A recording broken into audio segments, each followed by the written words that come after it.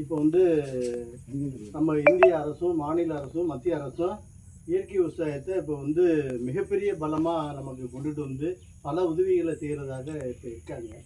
இது வந்து நம்ம வந்து ஒரு 12 ஆண்டு காலமாக நம்ம வந்து இயற்கை விவசாயத்தை பண்ணிகிட்ருக்கோம். இது வந்து கருப்பு கவுனி.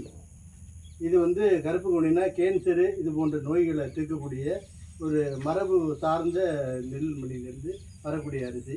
இதில் அவல் மற்ற கஞ்சி இது மாதிரி சாப்பிட்டோம்னாக்க ரொம்ப ஆரோக்கியம் தரும். அடுத்து வந்து இது வந்து இரத்தசாலி அரிசி. இந்த இரத்தசாலி அரிசி சாப்பிட்றதுனால மூளை வளர்ச்சி, நரம்பியல் பிரச்சனையெல்லாம் தீர்க்கக்கூடிய அரிசி இரத்தசாலி. இது வந்து மாப்பிள்ளை சம்பா இளமையை உண்டாக்கக்கூடிய ஒரு அரிசி. மாப்பிள்ளைக்கு அப்படி கொடுத்தா ஒரு நல்ல அதாக இருக்கும். இதை விட நம்மக்கிட்ட இன்னொன்று பூங்கார் இருக்குது, தூயமல்லி இருக்குது, சீரக சம்பா இருக்குது. இப்படி பல்வேறு அரிசிகளை நம்ம பண்ணிக்கிட்டு இருக்கோம். இப்போ இதில் வந்து என்னென்னாக்க ரசாயனம் போடாமே விவசாயம். இது வந்து இந்த எல்லாம் ரசாயனம் போடாத விவசாயத்தை நம்ம முன்னோர்கள் பாதுகாத்து வச்சுருந்தது.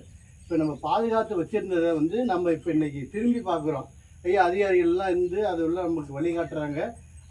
அந்த இதை வந்து திரும்பி பார்க்கக்கூடிய ஒரு சூழல் வந்து இப்போக்கு அற்புதமான ஒரு சூழலாக இன்றைக்கி அமைஞ்சிக்கிட்டு இருக்குது. இது வந்து மீன் வெல்லம் இதை போட்டு பண்ணுறப்ப வந்து என்னென்னாக்கா நொதிக்கிறப்போ வந்து என்ன பண்ணுறதுனாக்க நுண்ணுயிர்கள் பெருக்கு வந்து அதிகமாக வரும். நுண்ணுயிர்கள் பெருக்கு அதிகமாக இருக்கிறதுனால இது வந்து பயிர் வளர்ச்சிக்கு, பயிர் ஊக்கிக்கு வரும். பூச்சி போக்குவரத்தெல்லாம் கட்டுப்படுத்துறதுக்கு நல்ல மருந்தாக இது வந்து பயன்படுத்திருக்கு. ரசாயனம் இல்லாமல் பண்ணுறதுக்கு 0% நம்ம எந்த விதமான செலவினமும் இல்லாமல் அமோகமான விளைச்சலை கொண்டாந்து வர்றதுக்கு ஆற்றல் வாய்ந்த ஒரு மீனமிலம். அது செய்முறையை அங்கிட்டு காட்டுறேன். இது வந்து பனம்பழச்சாறு. நம்ம அந்த காலத்தில் என்ன பண்ணுவாங்கன்னாக்க மடையில் பனம்பழத்தெல்லாம் எடுத்து மடையிலே உடச்சி விட்டு கசக்கி விடுவாங்களாம். அப்படி அது போடுறது முதல்ல ஒரு மூட்டை யூரியாவுக்கு போடுற அளவுக்கு ஒரு 10 பனை மூட்டையை போட்டு கரைச்சி விட்டாலே அந்த அளவுக்கு பவர் வாய்ந்தது தான் இது இருந்து.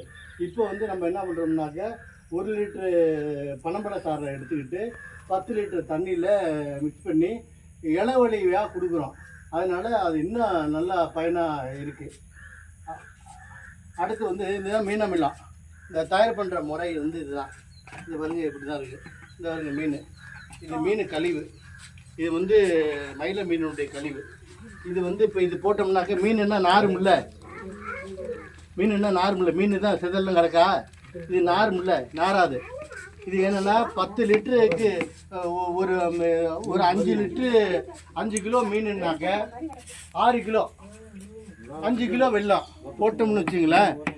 5 கிலோ. இது 3 நாளாச்சு. நீங்கள் தனியாக சும்மா வச்சுருந்தீங்கன்னா கிட்டே நிற்க முடியாது, அவ்வளோ நாற்றம் நாரும். இப்போ வந்து நாடுறதே இல்லைல்ல. அப்போ அந்த வெல்லமும் அதையும் சேர்த்து இந்த மிங்கிள் ஆகுறதுனால இது வந்து உரமாகிடுது. இது வந்து 1 லிட்ரு ஒரு 10 லிட்டருக்கு 300 மில்லி தான் ஊற்றணும். இது அப்போ அவ்வளோ பவர் வாய்ந்தது. 300 மில்லி ஒரு டேங்க்கு ஊற்றி நம்ம அடிச்சிட்டோம்னாக்க பயிர் அவ்வளோ அமோகமாக இருக்கும். இப்போ நம்ம சாகுபடி பண்ணியிருக்கோம். இப்போ வந்து கருப்பு கவுனி பண்ணியிருக்கோம், வெள்ளை பொன்னி பண்ணியிருக்கோம், வெள்ளை கவுனி, கருப்பு கவுனி, சீரக சம்பா. இதுலேயே 3 எக்ஸ்பிளைன் பண்ணியிருக்காங்க. அங்கெல்லாம் தூரமாக வேறு எதுவும் போயிட்டுருக்கோம்.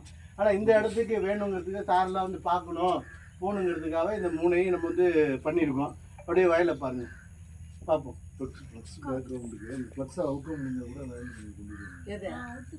அப்படி பிடிச்சி நீங்கள் அந்த வரப்புக்கு போயிருந்தீங்க.